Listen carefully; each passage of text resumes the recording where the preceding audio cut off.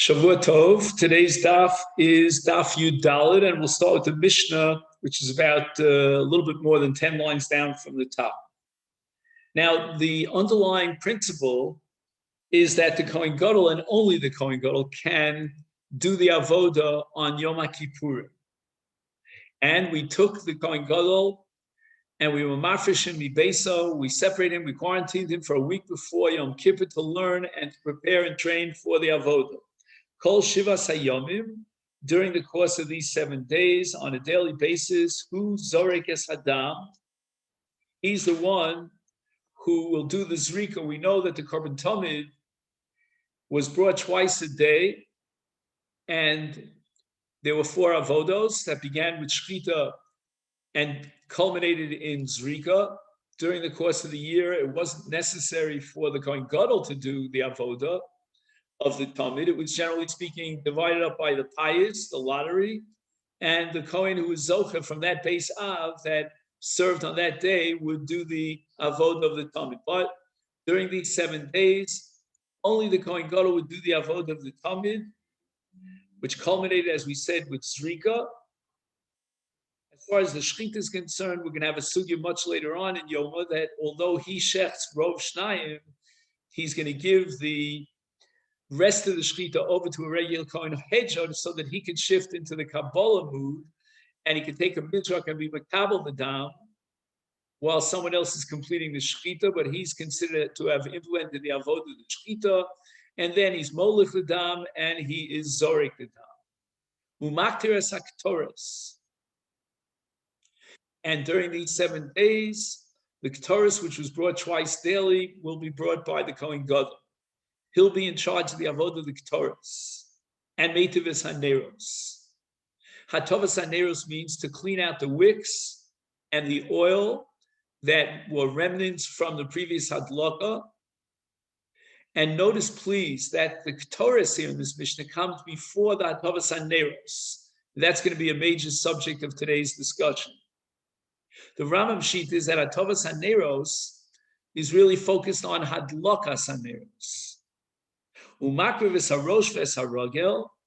These are amongst the emurim that are burnt on the mizbeach of the Talmud. These are the first to go on the mizbeach. So the Kohen Gadol during this week will walk up the kevesh. He will get to the point where he will be zorek. He will place the evarim, the innards of the Korban Tamid on the Eish.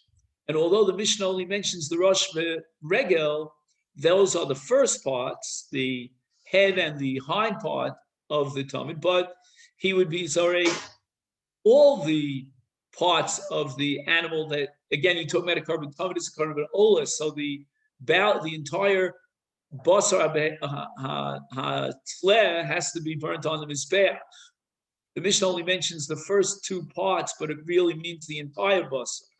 There are other Rishonim who say that they didn't want to impose too much of an effort on the shoulders of the Kohen Gadol, so they had him begin the placement of the innards of the animal of the Tamid on the Eish, and another Kohen, a Kohen Hedjot, would do the remainder. On any day of the year, the Kohen Gadol was given the rights to decide if he wants to do the avodah. So that even after they divided up the avodah by lottery amongst the Kohanim of that base Av that would serve on that day, the Kohen could usurp it for himself. That's true on other days of the year. But on this day of the year, it's not a matter of whether the Kohen wants to exercise his rights to get first dibs, so to speak, at the akrava, but rather he was obligated and required to do the akrava. The Kohen Gadol makriv chelik barash v'notel chelik barash. And again, with regard to the balance of the year, we're not talking about Yom Kippur. The Kohen Gadol had rights to decide if he wants to bring any karban and to eat from the basar of any karban, and no one could stop him from doing so, even though the Beis Av was in charge of the akrova that day. They would eat the basar of that day's carbon, but nevertheless, the Kohen Gadol had rights to override them and take for himself the first option at both Hakrova and Achila. And this is derived from Psukim in the Torah in a sugya at the end of Masechet Zvachim. Now, our Gemara says, Man Tana. Who is the Tana of our Mishnah? Now, let's see if we can understand what bothers the Gemara here and motivates the Gemara to raise this question, Man Tana. To whom do you attribute the authorship of this Mishnah? Now, what happens is that there is a contradiction here, l'chora, between our Mishnah and an earlier Mishnah.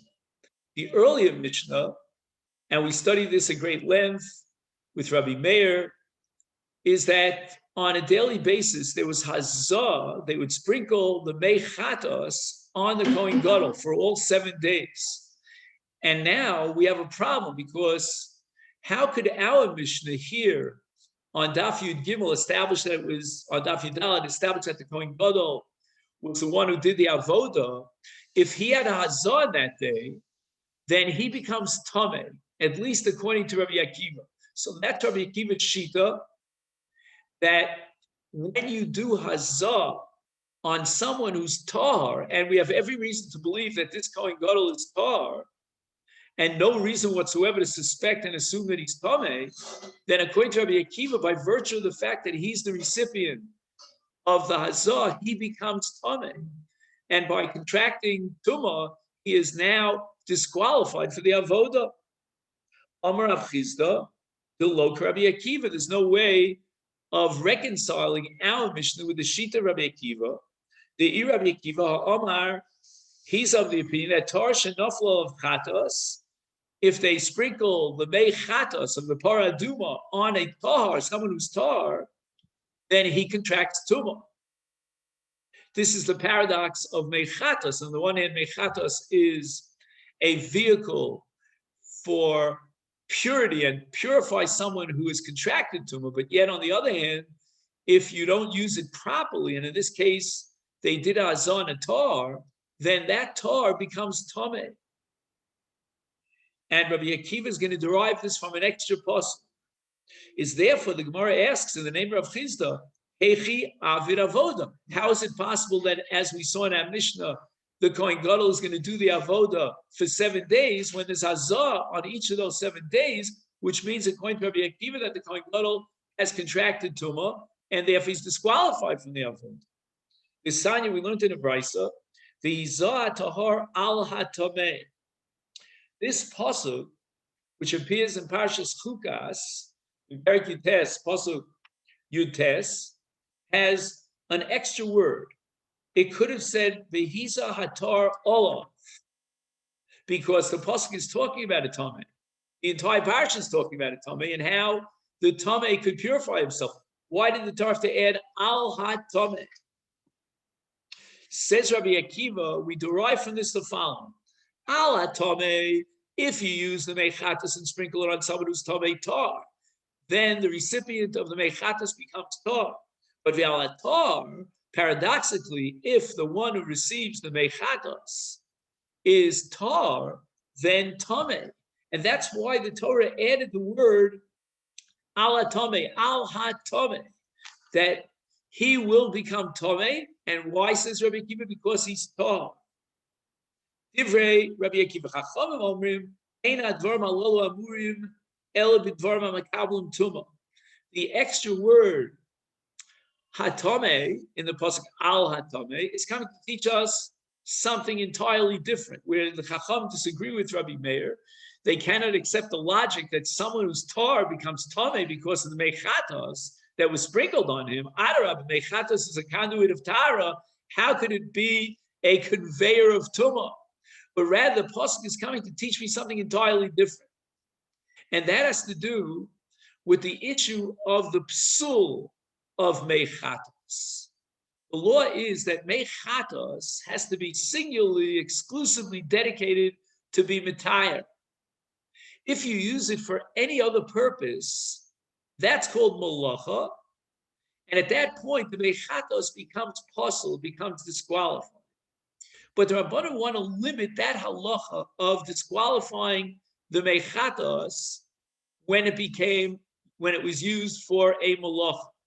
And they say the following, that if you took the mechatos and you did something with it which is totally, totally out of the realm, out of the orbit of Tara, it's not even a Maisa Hazah at all. For example, he's going to give the case where he took the mechatos and he sprinkled it on an animal. I mean, that's malacha, and that's going to disqualify the minor. Now, keep in mind that the sprinkling was done when they took an azov, which is called a hyssop in English, and they dipped it into the mechatos. And then, holding on to the azov, they sprinkled it on the tameh. But even after they sprinkled it, there's still some mechatos that's left absorbed inside the azov. And is it disqualified or is it not disqualified? And the answer is, say the Chachamim, that if you did something with the mechatos, sprinkling it on, let's say in this case, an animal, that's called malacha, that disqualifies the mechatos. Maihi, the Gemara goes into detail about the Shitas Chacham Kirisna. We learned in the Mishnah in Para, Niskaven lahazos al habehema. Now, when he does hazah on a behema, that is malacha. That should disqualify whatever mechatos is left remaining in the azov. But yet in this case, he's al ha'adam, even though his original intention was to do hazah on adam. At the end of the day, he moved in one direction, or he miscalculated, or he didn't identify properly, and he did hazah on a person. Now, once he does hazah on a person, that's already within the orbit of hazah, because an adam is makabel tumah, susceptible to tumah. And therefore, in this case, since he did a maisa hazah, although he wasn't mitayr the tameh, and the reason why he cannot be mitayr the tameh with this hazah is because he didn't have kavana to be mitayr. Kavana intention is a critical requirement. So the hazah itself is possible, but he still has mayim, mechatos, absorbed in the azov. And therefore, the Mishnah says, Yeshana. Yeshana means he goes back to the remainder that is absorbed in the azov, and he does hazah with that, meaning there was no maisa psul of malacha, and the reason for that is because he was maza al ha'adam. However, this kavin lazas al ha'adam, he's al behema, and now he does hazah on a dover sheina makabel tumah, an animal could be contaminated. Is then if yesh ba'ezav, we could add a word here, afilu, even if yesh ba'ezav, there's still some of the mechatos absorbed in the azov. Lo yeshana, whatever is left from this mechatos absorbed in the azov is possible, and it has no power to be mitayr. You cannot use it for hazah; it's disqualified, and the reason for that is because he did a malacha when he did hazah on an animal.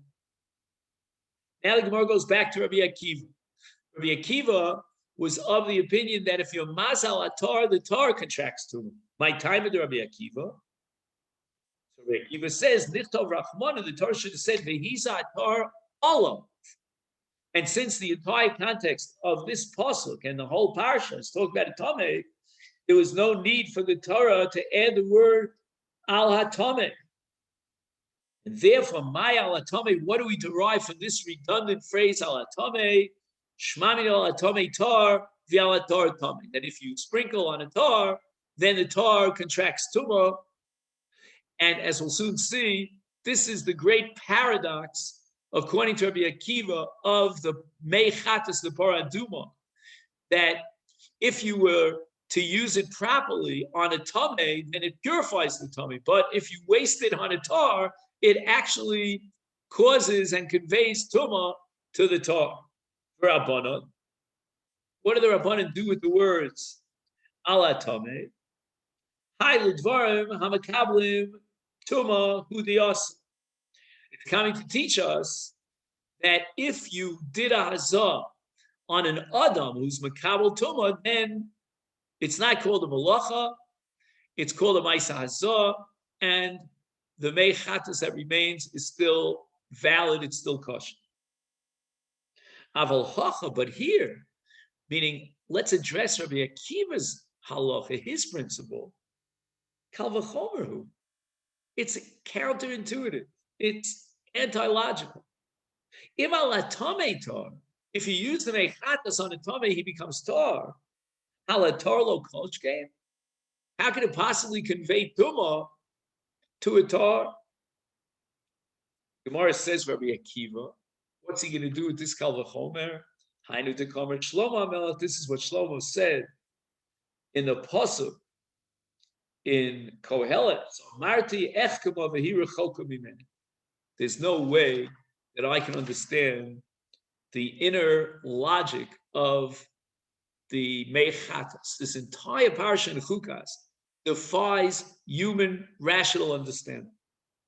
For Rabbanon, according to Rabbanon, we don't have this paradox because Rabbanon never accepted the principle that Hazal Atar makes the Torah into a Tameh. What was Shlomo Melech so perplexed about? Ahu lemazeh ulemazin olav toh. V'nogea bahen tameh. Here we have the mazeh, the individual who sprinkles the mechatos onto a tameh and it makes the tameh tar. The mazeh remains tar. But what defies human logic is nogea bahen. If somebody touches the mechatos, not for the purpose of hazah, he contracts tumah. The very same vehicle of tara now becomes a vehicle of tumah. Amarti echema v'hira choka mimeni. So the Gemara now asks the following question: Masechet, what is Rabbi Akiva going to do with another pasuk? A few psukim later, our pasuk was pasuk Yites. Now the Gemara is going to quote pasuk Chaf Aleph in the same context, and Vaksiv it says Umaze me'anida yechabes gadov, that the Mazeh himself becomes tameh. And that's paradoxical. I mean, he's trying to convey tara and he becomes tameh. And that's what it says explicitly in the pasuk. How could you, the Rabbanan, say that the Mazeh, like the Mazeh and Ol, they both remain tar, or Mazeh and Ol becomes tar? So the Rabbanan respond, my Mazeh, the word Mazeh in this context should not be interpreted literally, because the Mazeh himself, as a conduit of tara, certainly remains tar, but rather nogea. The word mazeh is an allusion to the nogea, that he who touches the mechatos, and again, as we said before, not for the purpose and not in the context of being mitayr, he contracts through. Gemara says, no way. You cannot convince me that the word mazeh in this pasuk refers to a nogea. Vaksiv mazeh, vaksiv nogea. The pasuk says Umaze me hanida yechabes brother vehanogea b'mei nida yitami ad ha'oret. So we see that Mazeh written, that is mentioned at the beginning of the pasuk, and the nogea who's mentioned in the sefer of the pasuk are two different categories. There's no way that you can get away with interpreting Mazeh as a nogea, because the Torah uses the word Mazeh and then moves on to nogea. So the Gemara and that furthermore, the pasuk says about the Mazeh, which according to Rabbi Akiva, the Rabbanan, remains tar. It says Umazeh me'nida yechabes gadov. That's a tumah chamura. We only find such a thing in nevela, that if somebody swallows the boss of nevela, the begadim that he's wearing also contract tumah, not just him. Is v'od mazeh boy kibus begadim nogel lo boy kibus begadim. The Torah says only with regard to the mazeh that the begadim that he's wearing at the time that saw contract tumah. That's not so with regard to nogea. His begadim that he's wearing do not contract tumah. Elo my mazeh. Now the Rabbanan have to a little bit backtrack and say that the mazeh, who is makabel tumah, not only that, it's a tumah of a second level, a second degree of severity, because even his God to become tameh, that's a no-say. That's someone who not only touched the mechatas, but even carried the mechatas. And carrying the mechatos is a more severe maisa metame than simply negia. And as a result of the maza, who now is being interpreted as the nose, he's metame even the begadim that he's wearing. So the Gemara asks, "Nichtov Rachman and nose, my taima ksiv maze." There's a very strange, ambiguous phrase over here. The Torah seems to be deliberately confusing us by using the word maze when it's referring to the nose. It should have said nose. And Chachamim respond, "Hakamashmalon to be inon shir hazah."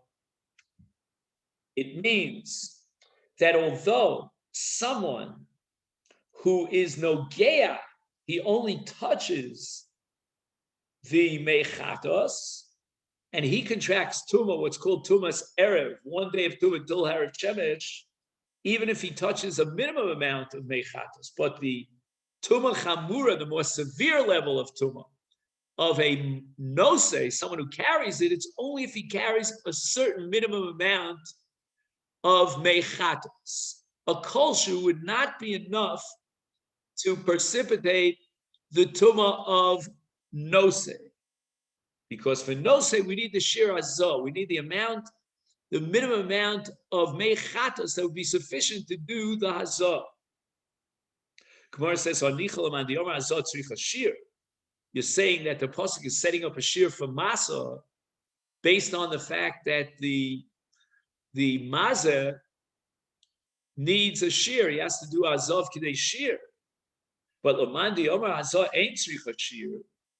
In Masechet Para, we have already a Mandi Omar who says that any amount of mayim is enough to sprinkle from the mechatos on the tomei and purify ma'ikol and meimar. Says the Gemara, "Filu Mandi Omar Hazah ain't tzricha shir." Don't think that there's anyone who denies the fact that there's a minimum shir of mechatos. Just he doesn't require a minimum shir in the hazah itself.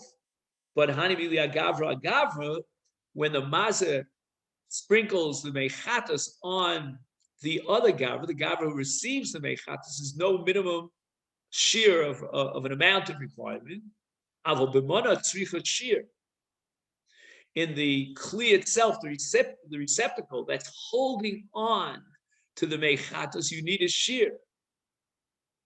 And this is similar to the principle, which again we'll have to learn. It's a Shas principle that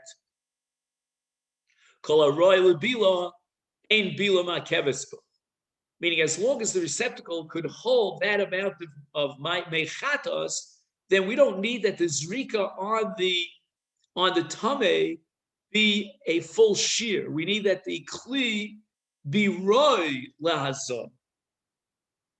Isnan, as we learned in the Mishnah in Masechet Para, kama yehebahen v'ekizei hazah kidei sheyitbol rashe give olim v'yaz on the top of Daf Yudalad Amid Beis. How much of a volume of water as a minimum shear has to be contained in this kli where the mechatos is being received? We need a minimum shear of kidei hazah. What does kidei hazah mean? Kidei sheyitbol, he takes the azov, the hyssop as we called it, and he dips it into the water, and the tips of the stems of the hyssop now absorb the mechatos, and he's able to sprinkle the dam.